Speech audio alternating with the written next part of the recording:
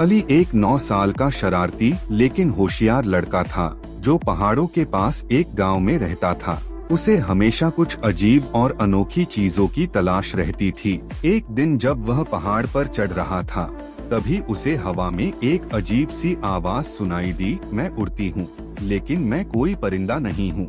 अली ने ऊपर देखा तो एक काली बकरी हवा में उड़ती नजर आई। वह हैरान रह गया और जोर से चिल्लाया, अरे तुम बकरी हो या कोई जादूगरनी? बकरी नीचे उतरी और हंसते हुए बोली, मेरा नाम चक्की है, मैं एक उड़ने वाली बकरी हूँ, लेकिन आज मैं अपनी ताकत खो बैठी हूँ। अली ने कहा, अगर तुम उड़ सकती हो तो तुम्हें फिर से उड़ना सिखाना मेरा फर्ज है। इसके बाद दोनों ने कई दिन तक कोशिशें की। अली ने चक्की को ताजी सब्जियां खिलाई, जंगल में दौड़ाया और आखिरकार एक दिन चक्की ने फिर से आसमान में उड़ान भर ली। अंतिम दिन अली ने चक्की से कहा, याद रखना, ताकत खोना कोई शर्म की बात नहीं, उसे वापस पाना असली कमाल है। सीख, हर किसी में कोई न कोई खास बात होती है, बस उसे पहचानने वाला दोस्त चाहिए होता है। उमर एक 10 साल का तजस्सुस से भरपूर लड़का था जो किताबें पढ़ने का बहुत शौकीन था। वो अक्सर अपने दादा के साथ पुराने दरख्तों के जंगल में जाया करता, जहां वो नायाब परिंदों को देखने की कोशिश करता। एक रात जब चांदनी पूरे आबोताब के साथ चमक रही थी, उमर एक रोशन चमक के पीछे जंगल की तरफ निकल गया। अचानक उसे एक दरख्त की शाख पर बैठा हुआ एक उल्लू नजर आया, लेकिन ये कोई आम उल्लू न था।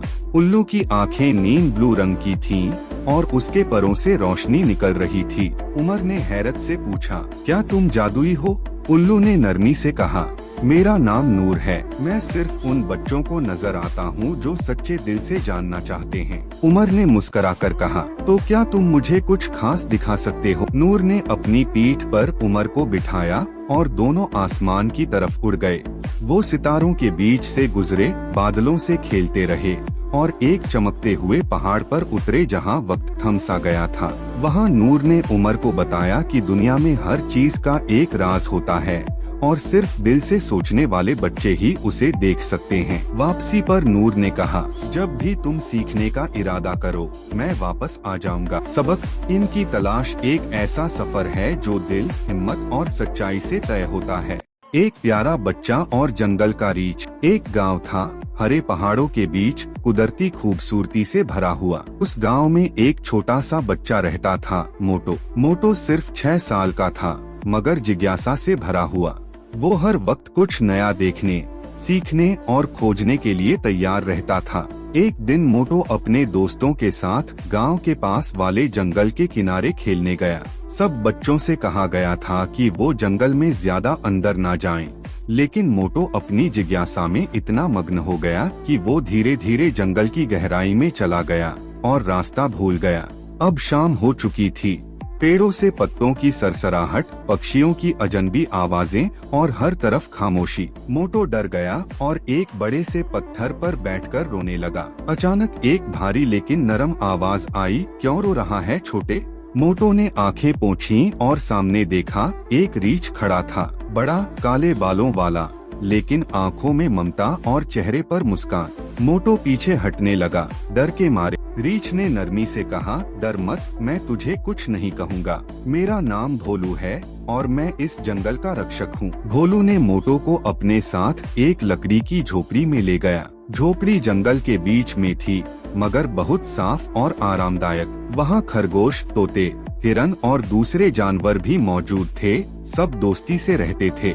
भोलू ने मोटो को पानी पिलाया, रसीले फल खिलाए और कहा, रात यहीं गुजार ले, सुबह तुझे वापस गांव पहुंचा दूंगा। रात को भोलू ने मोटो को जंगल के नियम और कायदे सिखाए। यहाँ हर जानवर की एक भूमिका है, कोई सफाई करता है, कोई पहरा देता है, कोई रास्ता दिखाता है। हम सब मिलकर प्रकृति की हिफाजत करते हैं। मोटो हैरान हुआ, इतनी अच्छी दुनिया, लेकिन इंसान तो पेड़ काटते हैं, जमीन पर कचरा फेंकते हैं। भोलू ने धीरे से कहा, इसीलिए मैं चाहता हूँ कि तुम जाकर इंसानों को ये बातें सिखाओ।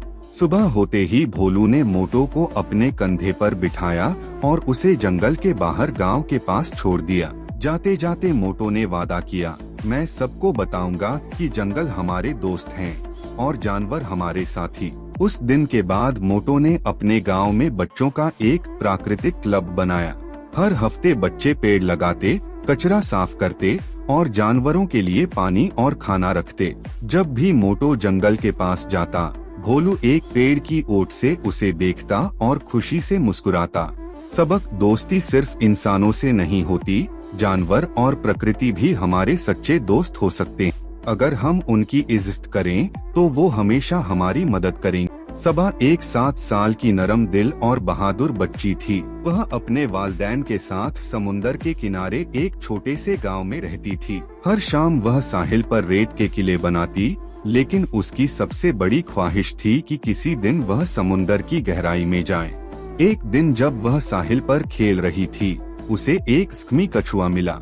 कछुए ने कराहते हुए कहा, मेरा नाम कापू है, मैं रास्ता भटक गया हूँ और मेरा खोल स्क्मी हो गया है। वह फौरन उसे घर ले गई, उसका स्क्म साफ किया और नरम घास पर रखा। कापू चंद दिनों में ठीक हो गया। एक सुबह कापू ने कहा, सबा, तुमने मेरी जिंदगी बचाई है, अब मैं तुम्हें अपनी दुनिया दिखाऊंगा। फिर कापू ने सबा को अपनी पीठ पर बिठाया और वह दोनों समुंदर की गहराई में गए, जहां रंग बिरंगी मछलियां, चमकते हुए मोती और रोशनी से जगमगाता हुआ एक जीरेआब शहर था। वापसी पर सबा ने कहा, कापू, अब हम हमेशा के लिए दोस्त हैं। सबक, अगर तुम दिल से किसी की मदद करो तो कुदरत तुम्हें इनाम में ऐसी चीजें दिखाती है जो ख्वाबों से भी खूबसूरत होती हैं। एक दिन की बात है, एक नन्हा सा बच्चा था, नाम था तारिक।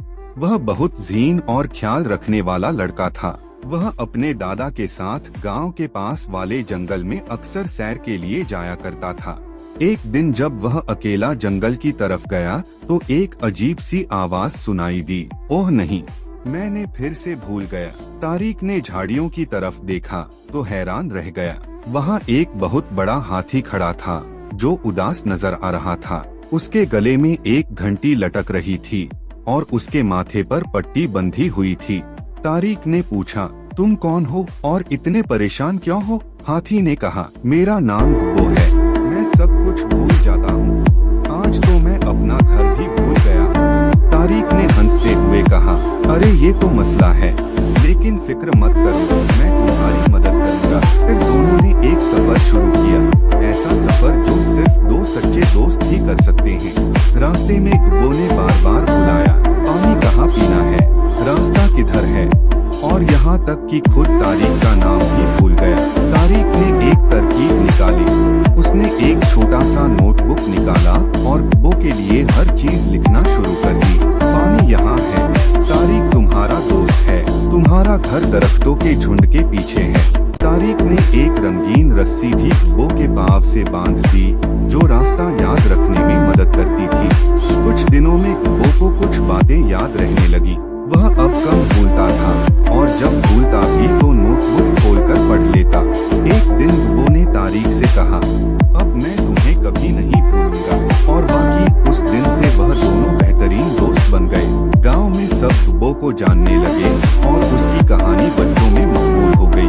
सबक, दोस्ती में सब्र, प्यार और थोड़ी सी चालाकी से बड़े से बड़ा मसला हल हो सकता है।